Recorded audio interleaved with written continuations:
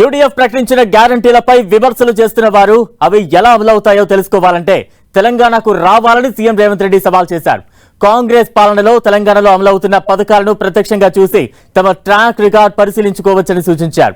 కేరళ ముఖ్యమంత్రి పినరయి విజయన్ ఆయన మంత్రులు తెలంగాణకు వస్తే తాము గ్యారంటీలు ఎలా అమలు చేస్తున్నామో ప్రత్యక్షంగా చూపిస్తామన్నారు. సీఎం రేవంత్ అసెంబ్లీ ఎన్నికలకు సంబంధించి యూడీఎఫ్ మేనిఫెస్టోను విడుదల కార్యక్రమంలో తెలంగాణ సీఎం రేవంత్ రెడ్డి పాల్గొన్నారు. కేరళంలో పినరయి విజయన్ హయా ముగిసిందని, ఇక యూడీఎఫ్ స్వర్ణయుగం మొదలవబోతోందని ఈ సందర్భంగా రేవంత్ రెడ్డి తెలిపారు.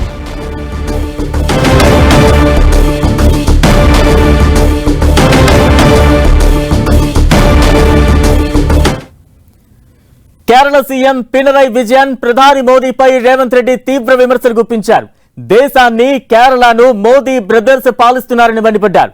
దేవుడి స్వంత రాష్ట్రంలో దేవుడి ఆస్తికి రక్షణ లేదంటూ పరోక్షంగా శబరిమల బంగారు ఉదంతాన్ని సీఎం లేవనెత్తారు. కేరళలో గత 10 ఏళ్లుగా పినరయి విజయన్ ప్రభుత్వం కొనసాగుతోందని, అలాగే 2014 నుంచి సుమారు 10 ఏళ్ల పాటు కేసీఆర్ తెలంగాణను పాలించారన్నారు.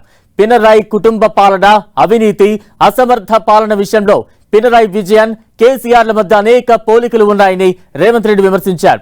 2023లో తెలంగాణలో మాదిరి మార్పే ఈసారి కేరళలో చోటు చేసుకుంటుందని సీఎం రేవంత్ అన్నారు. పినరయి విజయన్ ప్రభుత్వాన్ని ప్రజలు గద్దె దింపుతారని ఆశాభావం వ్యక్తం చేశారు. There is no difference between Modi and Pinarayi. This is called Modi brothers. One brother is sitting in Delhi, the other brother is sitting in Thiruvananthapuram. This is going to lose everything, Kerala. So you need not worry about Modi 1, Modi 2. UDF is there to take care of all these issues. And your younger brother, Telangana Chief Minister also is here to support, strengthen your voice.